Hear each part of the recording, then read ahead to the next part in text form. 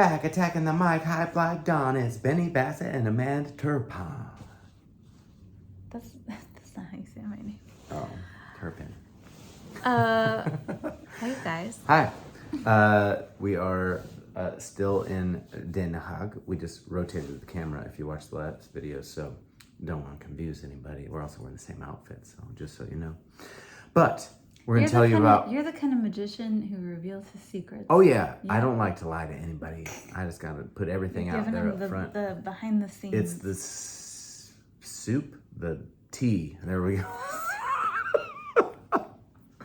Anywho, we're going to tell you about our day in Brussels, or Bruxelles, whichever you prefer, the home of the EU, the capital of Europe, if you will.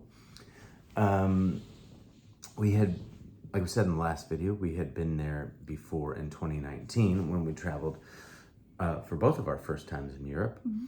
And we really loved that town. We found like a little spot for expats. We kind of stumbled onto a lot of stuff. We were looking for mannequin piece, and we were looking to get a waffle, and we were looking to do all these cool things. And we just kind of, I remember we walked out into that main like square where all the old like buildings and Parliament, and oh my God, I was just like, everything's gold. Mm-hmm. I like it. I can't remember the statistic, but Belgium in general, and then Brussels in particular, is like got more green spaces per capita than like any other. It's like every corner. And they're all just like really beautifully manicured. There's lots of like Baroque sculpture in a lot of them. They're really beautiful to wander in. It's true. Lots of green spaces. And Belgium's like this whole country.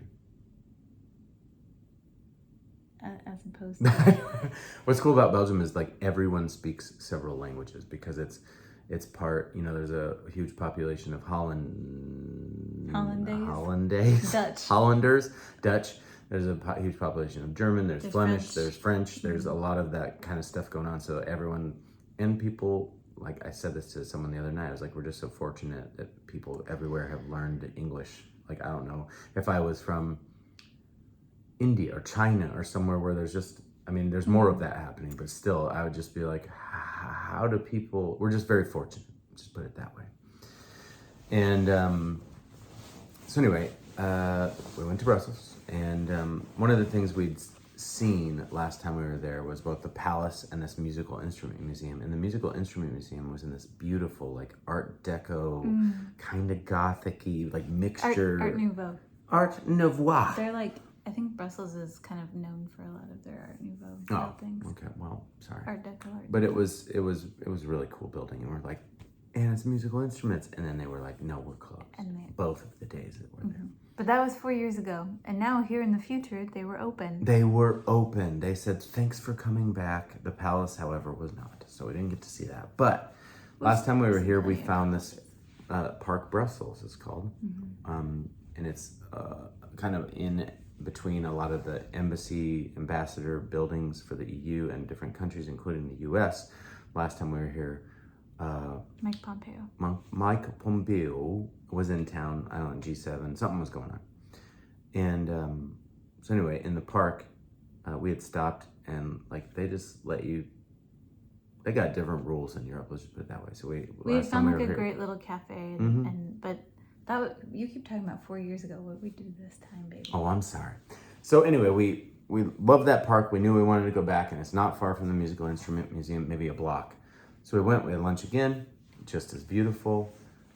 We went to the musical instrument museum, which was kind of incredible. I mean, the amount of stuff they had in variety of instruments, even of specific types. Like, I didn't know there were like 30 different types of bagpipes from 12 different countries. It's not just Scotland. It's just that more recently Scotland has through a movie and Scottish bagpipes are the ones that are most well known. But I think if you hear any kind of like folk music from any kind of like Italy, any place in Eastern Europe, basically anytime you have a shepherding population, they're like, I will play this music to comfort my flock, and I'll also make that music out of something that used to be a part of my flock. They're all made out of sheep. Flock, babe? Yeah. That's terrifying, but yeah, I mean, it makes sense. You use all the parts. Yeah. What was really cool about that museum as well is they had this audio guide, and so... oh yeah, the best part. more or less every instrument, or at least every segment, had a number you could punch in, so you could hear basically every instrument that's featured in. And a lot of them weren't just like someone hitting the instrument; it was like in the context of a song. Yeah, which was really cool, especially for instruments that we would not be familiar with, either very ancient ones or African. Like African, South American, or Asian instruments. There was a lot that I didn't know. I remember seeing this drum, and it looked just kind of like somebody had taken like a watering tank that a horse would drink out of and pinched it at the top, and I was like, what the heck is this thing? How about the one that just looked like something you'd have your cream in for granola, and it made like a weird, like, if you washed it with a weird sponge, it would go like, oh yeah. And that was the sound of the instrument.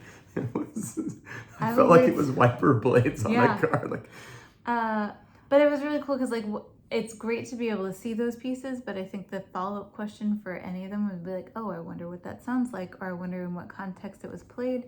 So that was really cool. I think it was also neat to kind of see just like, I think music is such a like crucial piece of like humanity's story. That's what that means. It's part of our story.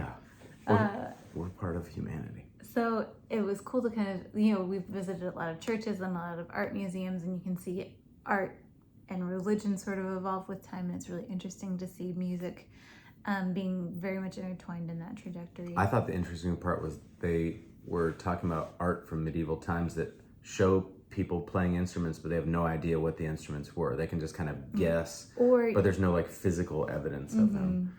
Or like the bone whistles, like made from people's backbones from 32,000 years ago. They do have that. It's almost like an ocarina. Like made out of a vertebrae. It's cool. Use all the parts, man. Same thing. Look, if your sheep dies or if your brother dies, you go ahead and use all the parts. You know what I'm saying? I don't have a brother, so it makes it easier for me to say. Well, back then you might have needed them. I'm going to make a whistle out of Jeff.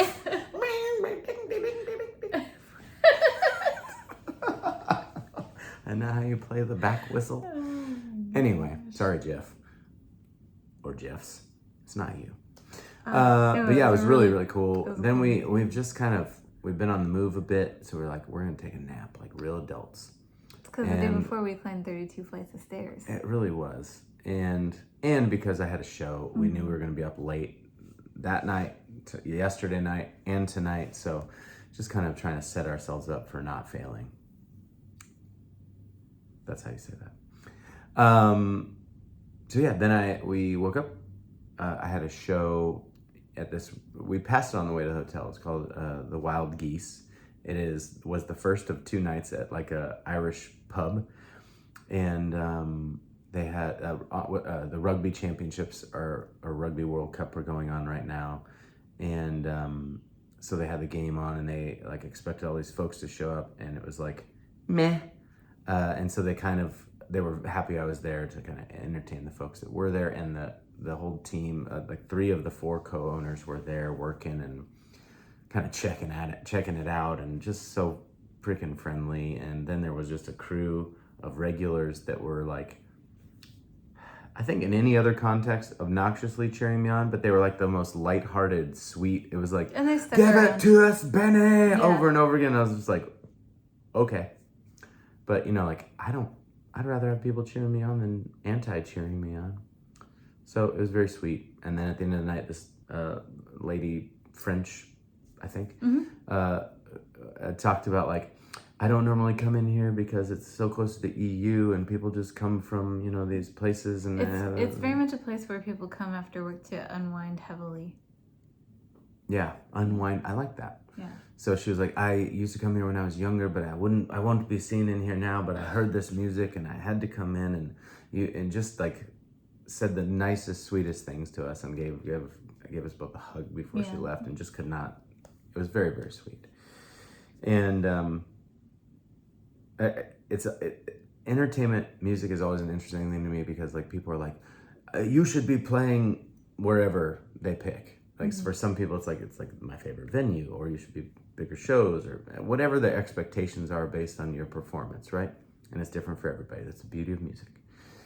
And so I was like, I'm very grateful that this place gave me a place to play, because no one knows me. I can't just come to Brussels and try to sell tickets to a show, because I had said to her, I was like, would you have come? You don't even know who I am. So it's like you have to start somewhere, and these venues have all been very friendly, taking care of us, actually paid us. It's been very nice. I mean, like, no, I mean, that stuff just happens, especially internationally. You're just kind of banking on people's word, and it's the only industry where that is just the norm. And so anyway, it was just, I think it's very interesting to hear where people think you should be or should be doing, but like you have to begin in little steps. So that's part of why we're here, because I want to keep coming back, and I don't intend for this, maybe not 2 months at a time every time, but it's been part scouting trip, part vacation, and work too. So it was very nice to hear that. It's always nice to hear that, but that part is interesting. Like, you should be here, which sometimes turns into us playing there, because if it's like, you should play this venue or this venue, then you need that info as well. We've met a couple of musicians on this trip that have said, next time you come back, we're going to hook you up with our favorite places to play. So that stuff happens as well. Which is why I think, like, anybody who plays music for a living will tell you, but also, like, I want to say it was Remy Sparks from the Hanson family made this really beautiful article about kind of like still kind of putting your heart into every show, even if you're just playing to the bartender, because you never really know who needs to like hear it at the time. I say that stuff all the time. Yeah. And also, never mail in a show. People know. Yeah. And also, like, part of it is, actually, the French woman told us this really great story about the storyteller who was kind of like really like telling his stories every day, and nobody was really listening, and that it became less about telling his stories to change the world and more telling his stories so the world didn't change him. And I think there are lots of shows that at the end of the day, you can still feel good about signing your name to it, because it's part of it is like maintaining who you are, like whether it's creating your art or like sharing your story or whatever, it's making sure that the world doesn't change you. Yeah. And there's a difference between doing it because it's a job to you, and there's a difference between doing it because it's something you've chosen to do and love to do. Totally. Yeah. So anyway, really cool place. Shout out to Dee. Yeah. And Donald Barry and Steve and Loudman Eric. Thank you. Anyway, it was a really nice night, and yeah, we walked back. Had another really nice hotel. Gave us a nice upgrade. Yeah, which was cool. Those little things always like, you know, of course we miss our friends and family, but I think like, and not to like speak for you, but I think when you are far away from home or outside of like your routine or whatever, that hospitality just hits a little bit extra because, you know, you're outside of like your normal set of like support and resources. And so when people take care of you, it means extra. Means a lot. Yeah. It's true.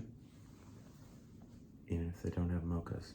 But anyway, anyway, you guys, that's, yeah, that was our Brussels experience this time around. And now then we went to, we'll tell you in the next video about a little town of Breda and its neighbor of Tilburg. And until then, see ya.